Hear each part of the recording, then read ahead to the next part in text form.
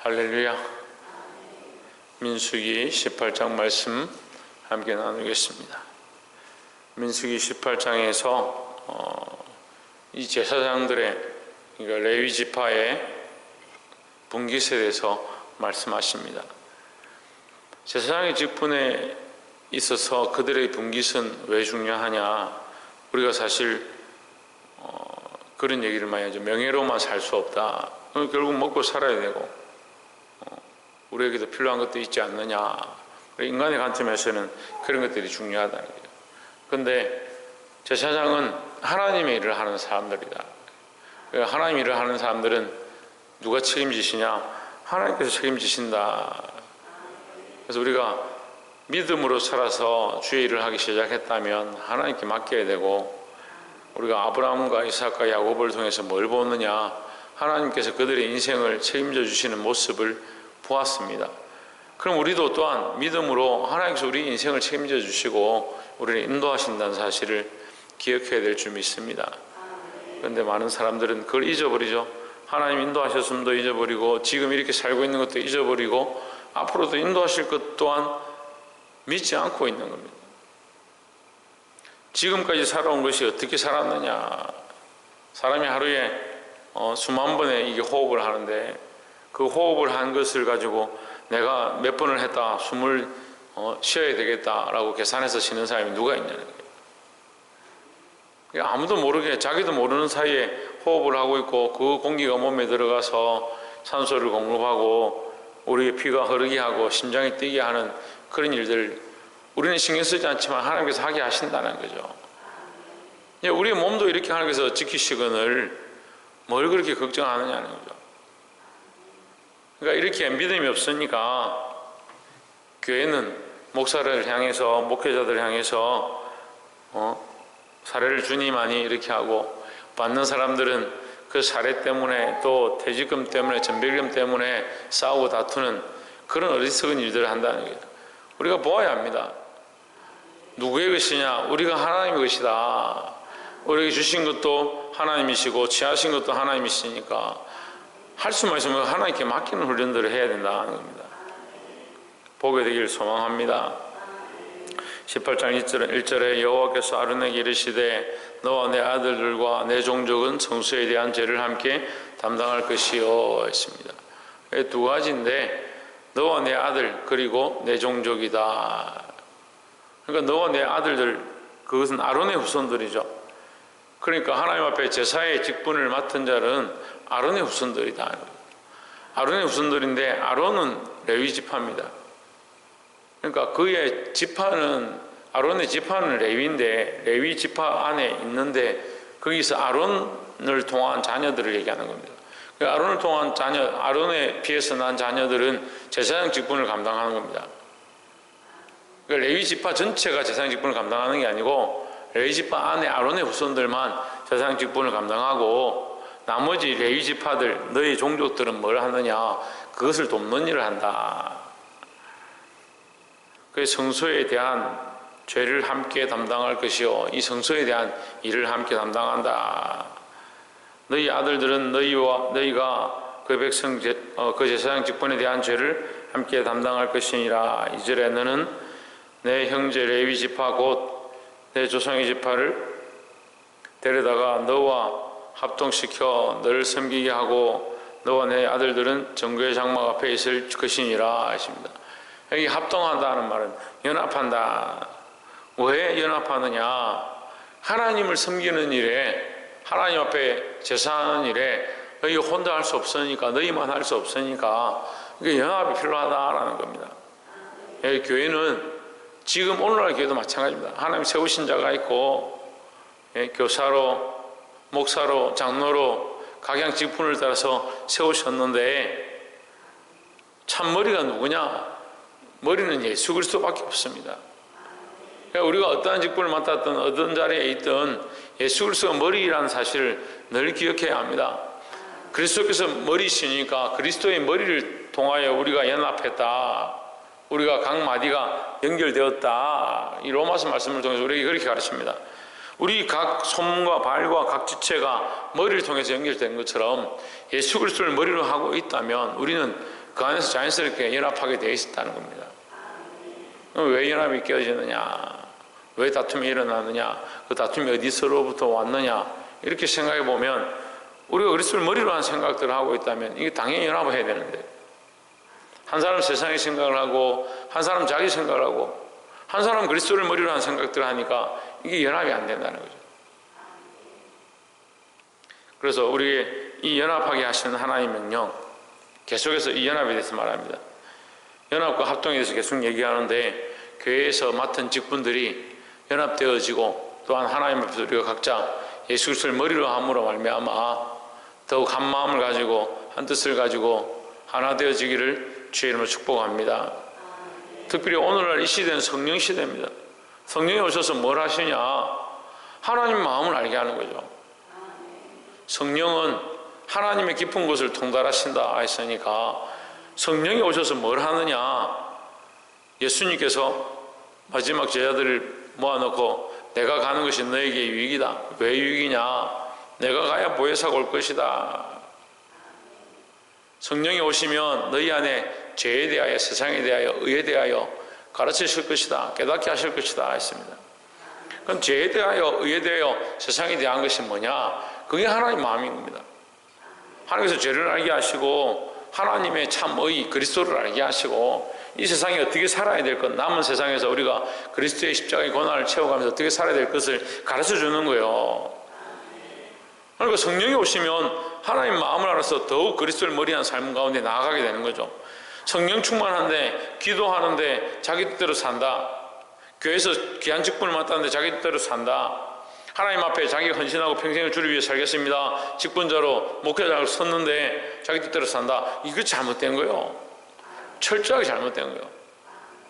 우리가 하나님 앞에 들어지면 들어질수록, 우리가 앞에서도 나시린에 대해서 했지만 하나님 앞에 들어졌으면 들어졌을수록 자기를 위해 사는 게 아니라 하나님의 영광, 예수 그리스도를 머리로 한 삶을 살아야 될 줄 믿습니다. 그렇게 할 때 뭐가 된다? 그렇게 할 때 뭐가 된다? 연합된다 했잖아요. 그렇게 할 때 연합되는 거예요.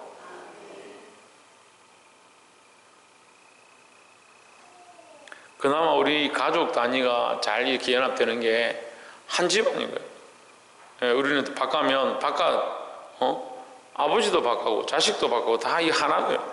그 피의 혈연 관계에 하나 되어지는 겁니다. 우리가 예수 그리스도의 피로 그리스도 안에서 하나 되면 연합되는 거죠. 두 번째는 6절에 보라 내가 이스라엘 자손 중에서 너희 형제 레위인을 취하여 내게 돌리고 너희에게 선물로 줘 회막의 일을 하게 하였나니 했습니다. 교회 안의 직분자들은 하나님 주신 선물이다. 그리고 교회 안에서 직분을 맡았으면 그것은 내게 선물이고, 또한 교회 안에 세워진 그 직분자는 교회의 선물이고, 각자 세워진 자리 가운데 하나님을 섬기는 일 가운데 귀한 선물이다라는 거죠. 그게 아론과 그의 아들들에게 이 레위 지파가 선물인 것처럼 부족한 종에게도, 주의 종에게도, 또 목자들에게도 이 교회 안의 직분자들은 선물인 겁니다. 그래서 늘 우리가 어떻게 생각해야 되냐, 어떻게 이 사람들이 그 인생을 헌신해서 하나님 앞에 봉사하는가.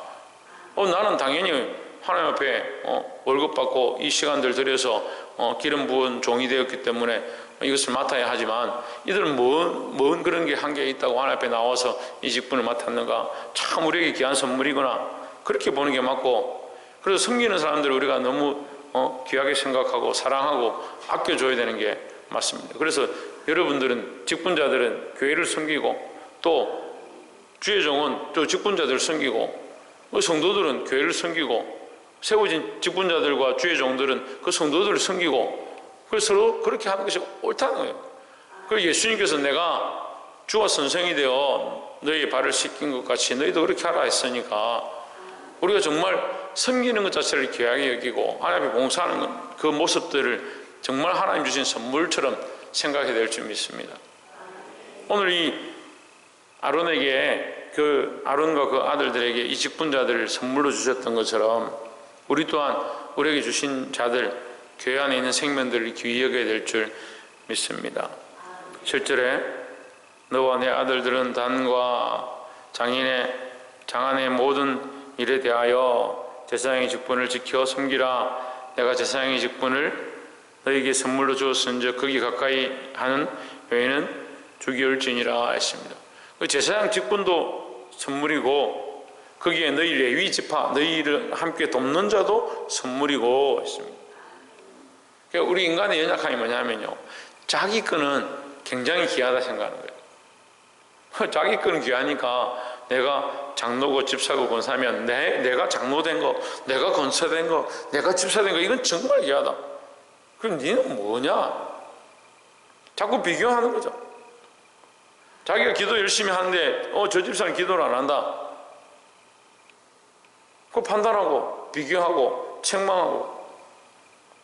내가 그리스도를 머리로 한 모양대로 내가 믿음 안에 서서 살면 되는데 그들을 내 선물로 생각하고 그들의 연약함들을 불쌍히 여기고 그들도 하나님 앞에 함께 이끌고 가면 되는데 이게 잘 안 되는 거예요. 목회자들도 세워놓으면 똑같습니다. 목회자들도 비교하는 겁니다. 나는 하나님 은혜로 이렇게 서 있는데 저 사람 왜 저러나 이렇게 생각합니다. 근데 실제로 만나서 얘기를 해보면요, 다들 그래도 나름대로 정말 저기서 뭐 한두 명 데리고 목회를 하던, 교인이 없어서 가족끼리 하고 있던 1만 2천 명 모여서 예배를 하고 있던 목회자들 만나서 미팅을 해보면요, 다 자기 안에 이 뜨거운 열정들이 그나마 하나님 부르셨던 그 부름의 소명이 있고 그때 자기가 정말 가난하고 배고프고 힘들었는데 하나님께서 부르셔서 이 직분을 맡기실 때 자기가 정말 헌신하고자 하나님의 은혜를 생각하고 여기 왔다, 그런 가정들이 다 있는 거예요. 그런데 문제는 뭡니까? 자기가 경험한 은혜는 귀하고 자기가 발견한 간정은 크고 다른 사람은 별거 아니다 생각하는 거죠. 다 귀한 선물이다. 하나님께서 주신 거룩한 동력자들이고, 팔이 다리 들어 너 나보다 소중하지 않다, 너 다리는 없어도 된다,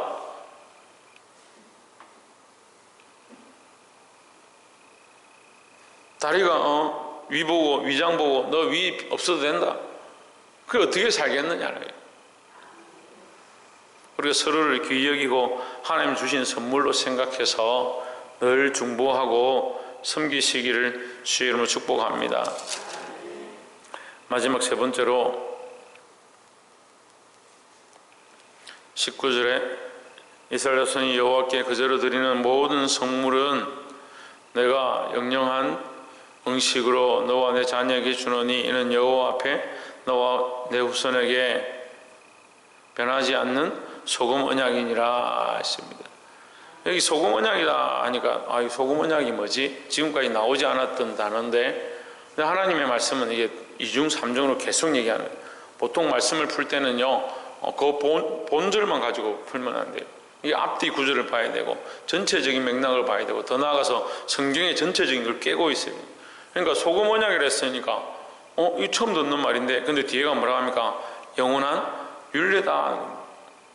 소금 언약은 변하지 않는 하나님과의 언약이다, 이렇게 볼 수 있는 거죠. 영원한 율례니까, 영원한 규례니까, 너와 나의 사이에 정한 영원한 언약이니까 이 소금의 언약이다, 이 말은 변하지 않는 언약이다, 영원한 언약이다, 이렇게 볼 수 있는 겁니다. 다시 말하면 이게 뭡니까? 내가 너희의 책임이 되겠다, 내가 너희를 책임지겠다, 내가 너희의 기업이 되겠다 했습니다. 하나님 앞에 우리가 헌신한 것, 작게는 교회 안에 섬기는 자들, 직분자들은 항상 하나님 앞에 헌신할 때, 직분을 안 맡았다 하더라도 교회 안에 성도들은 섬길 때에 이것을 하나님 아신다, 하나님 책임지시고 내가 섬기는 이것을 반드시 하나님 갚으신다, 그런 자세로 하면 되는 거예요. 목회자들도 마찬가지입니다. 목회자든 장로든 권사든 세워졌으면 그 일을 내가 섬겼을 때 하나님께서 갚으실 것이다, 내 인생 하나님 책임져 주실 것이다, 나의 먹고 사는 것, 내가 죽고 사는 것 하나님 책임지실 것이다, 그렇게 생각하면 되는데 그렇게 생각하지 않으니까 어떻게 합니까? 내 전벌금을 얼마 안 주냐, 내 퇴직금을 내가 지금까지 교회를 세우고 교인들이 이만큼, 내가 올 때 100명밖에 안 됐는데 1000명, 2000명을 만들고 내가 800명인 교인을 1만 6천 명을 만들었는데 왜 나에게 이렇게 대우하느냐, 그런 얘기들 하는 겁니다. 대우는 누가 하시냐? 왜 잘 안 해요? 하나님께서 하시는 거예요. 그러니까 이게 자꾸 성경을 해석하고 말씀을 듣고 기도를 하는데 하나님 뚝 떼놓고 자기 혼자서 하니까 이게 문제예요. 평생 목회를 하고 자기를 헌신했으면 뭐하냐? 가족들을 다 하나님 앞에 바쳤으면 뭐하냐? 하나님 책임지시는 것에 대한 이 신앙이 없으니까. 우리가 계산하고 우리가 정산하고 나는 얼마 받아야 되고 나는 땅을 받아야 되고 나는 집을 받아야 되고 우리가 할 일이 아니에요. 물론 뭐 우리가 지혜롭게 해서 말할 필요는 있겠지만 그것 가지고 싸우고 법정 다툼까지 가고, 어제도 제가 법에 대해서 얘기했는데 오늘 또 법에 대해서 얘기해요. 우리가 세상의 법 앞에 가기 전에 하나님 앞에 법이 있습니다. 하나님 소금의 언약으로 우리를 세우셨다. 변치 않을 영원한 규례로 세우셨다. 그러면 이 땅에 잠시 있는 이 언약이 아니라 너는 영원히 가게 될 하나님과의 언약이 있다는 걸 기억해야 된단 말이에요. 사랑하는 성도 여러분, 우리를 책임지시는 하나님, 우리의 책임자 되시는 하나님, 그걸 늘 기억하시기를 주의 이름으로 축원합니다. 24절에 이스라엘 자손이 여호와께 그제로 드리는 11조를 레위인에게 기업으로 준 고로 내가 그들에게 대하여 말하기를 이스라엘 자손 중에 기업이 없을 것이라 하였노라 했습니다. 그러니까 백성들에게 받을 필요가 없다. 왜? 하나님께 받으면 된다. 하나님께서 책임지신다라는 거죠. 28절에 나는 레위인에게 구하여 너는 너희에게 구하여 그에게 이르라 내가 이스라엘 자손에게 취하여 너희에게 기업으로 준 11조를 너희가 그들에게 취할 때에 그 11조의 11조를 그제로 여호와께 드릴 것이라 했습니다. 예, 이게 좀 논란의 소지들이 있죠. 예, 목회자들 이 말씀을 잘 얘기하지 않고 이게 논란거리가 되는데, 목회자들은 반드시 11조를 해야 합니다. 왜 반드시 11조를 해야 되냐? 아멘 할 사람이 없네. 그래. 목회자가 없으니까. 우리가 하나님 앞에 받았으면 그것이 하나님께로부터 왔음을 인정하는 것이 11조입니다. 예, 그러니까 목회자는 당연히 반드시 11조를 해야 돼요. 왜? 하나님께서 내게 주셨으니까, 나를 공급하시고 내게 소금 언약을 세우시고 내게 채우고 계시다는 것을 우리가 감사함을 표현하는 게 뭐냐? 그게 11조인 거죠. 그래서 11조는 기쁨이고 감사합니다. 내게 하나님이 이렇게 채우셨구나, 내게 이만큼 주셨구나, 내 인생 이만큼 책임지시는구나, 모든 것이 하나님께로부터 왔구나, 이걸 인정하고 고백하는 게 11조인 겁니다. 그래서 여러분 11조가 풍성하길 바랍니다. 그 11조가 풍성하게 바란다는 건 뭐예요? 내게 하나님께서 그만큼 채우신다, 내 인생을 그만큼 공급해 주신다라는 것을 인정하는 거죠. 사랑하는 성도들이 11조를 더 많이 내게 되고, 하나님께서 그들의 기업과 삶을 책임지시게 되고 더더욱 풍성하게 채우시게 되고, 그것으로 인해서 감사가 넘치고 감사의 감사가 넘치고 은혜의 은혜가 넘치고 하나님께서 더욱더 채우시는 그 축복이 날마다 더해져 가기를 주의 이름으로 축복합니다. 기도하겠습니다.